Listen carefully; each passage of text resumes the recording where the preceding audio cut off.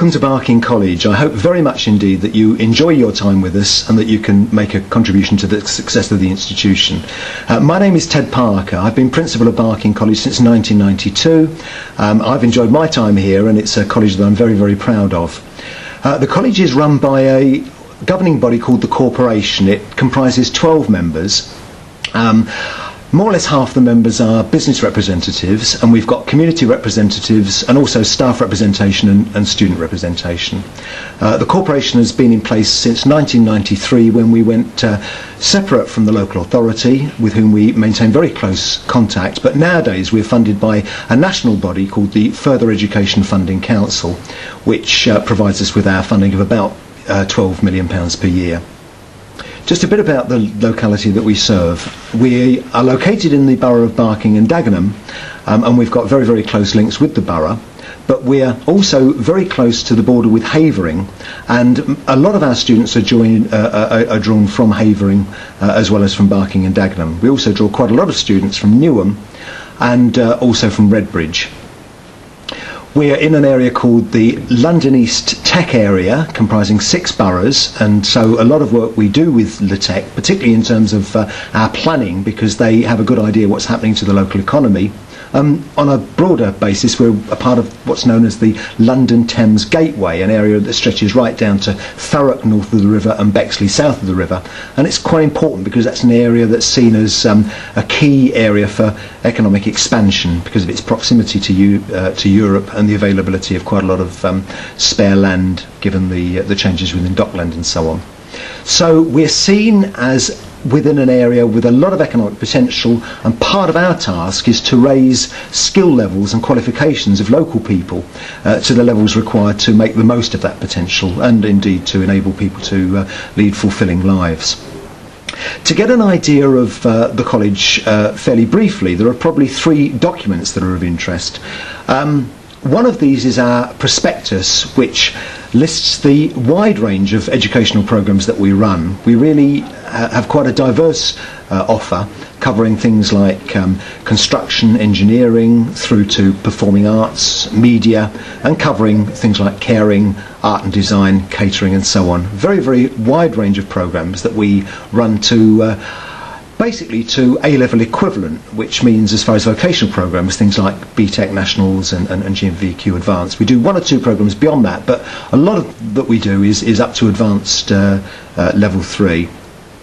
That prospectus gives an idea of what we do. Our annual report gives an indication of our success in the past. That's a period of very rapid growth in student numbers and pretty strong finances. It's worth a look at that.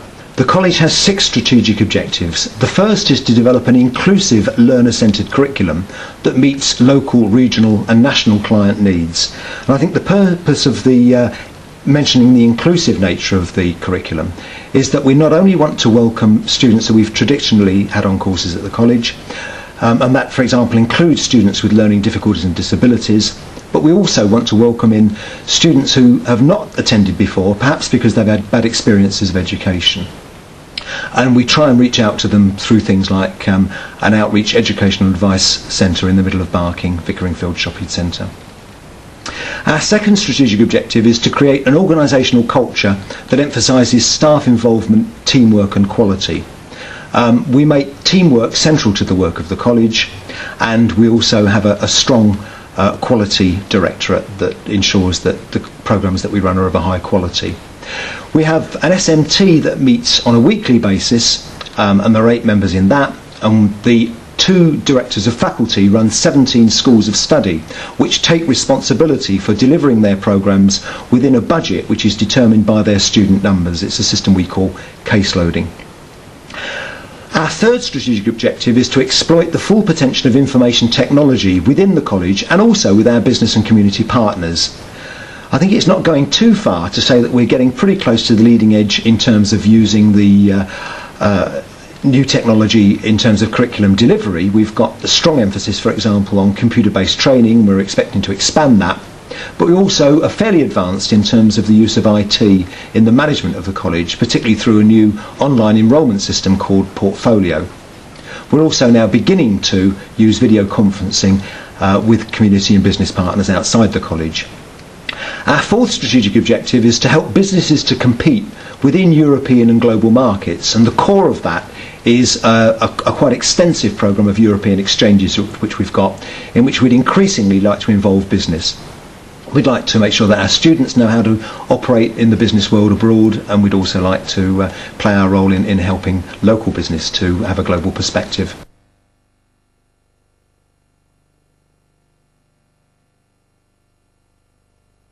There's a strong safety culture at the college. On top of that, we have made real efforts to make the college more attractive in recent years. We now face a pretty big task in terms of knocking down some fairly old huts that are in the centre of the site and putting up a new attractive building which will be the core of the college of the future. It really will, I think, hope to be the heart of the college, and it will be where reception is and a lot of other facilities as well as curriculum facilities. Our sixth strategic objective is to increase efficiency through the improved management of resources, and I'm afraid that's just the business of giving value for money, through which we attempt to achieve that through benchmarking with other colleges. I think that we face an exciting future together. The government is on record as saying that further education is at the core of its entire agenda.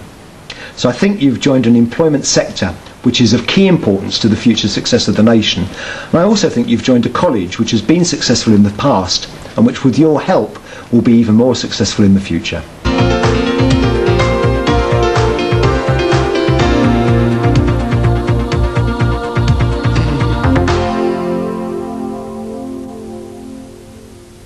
Hello, I'm Steve Giddings, the College Health and Safety Officer, and I'm going to talk to you about one or two things related to health and safety. With nearly 2.2 million people suffering ill health at work and nearly 12,000 accidents that occur in the education sector, it's important that you know one or two things related to health and safety in this college. Let's look at the health and safety law that applies to this college. There's the Health and Safety at Work Act of 1974, which places general duties on employers related to health and safety, and also the Management of Health and Safety at Work Regulations 1992, which require employers to identify hazards, assess the risks, and ensure that people are safe at work. Employers' responsibilities will include to ensure, so far as reasonably practicable, the health and safety of all whilst at work by providing, for example, a safe and healthy place of work, ensuring adequate information, instruction and training, and adequate and suitable supervision. Employees as well have responsibilities, and that will include you. These are to take reasonable care for your health and safety of yourself and others, to cooperate with employers on health and safety, and to read, observe and follow any health and safety procedures that may apply in your workplace. If this doesn't happen and there's a failure to comply with legal duties, this could result in problems both for yourself or for the college. This may result in prosecution, insurance claims or disciplinary action. So it's important that you understand some of the basic things that are going to relate to your health and safety. Well, what does happen if things go wrong? This could be an accident, it could be a dangerous occurrence, or it may be a near miss to a student or member of staff. What do you need to do? This will include ensuring that the area or process is made safe to prevent further accidents. Ensure that first aid is given. If the accident's serious, you need to report this to your line manager and to me immediately. And there's an emergency phone number for you to do this on extension 2345.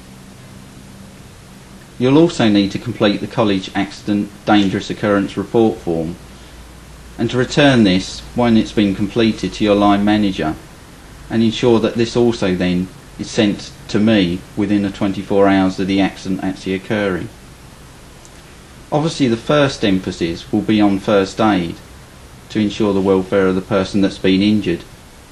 The college has qualified first aiders to give basic first aid, so you'll need to ensure that these people are called. You'll find a list of names and phone numbers displayed in your area. If this isn't available, you can also contact the college nurse on extension 2233, who can also give you assistance in this matter.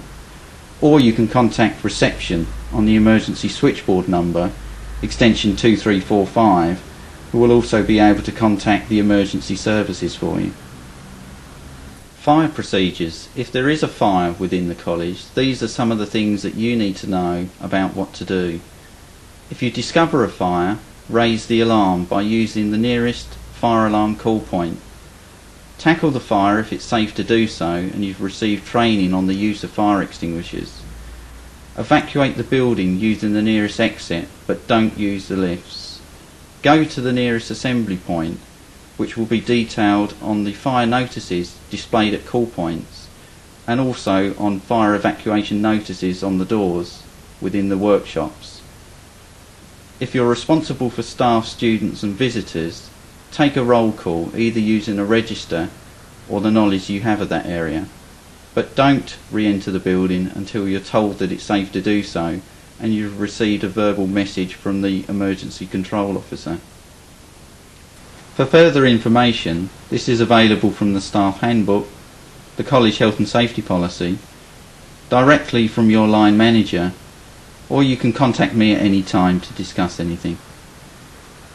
Thank you.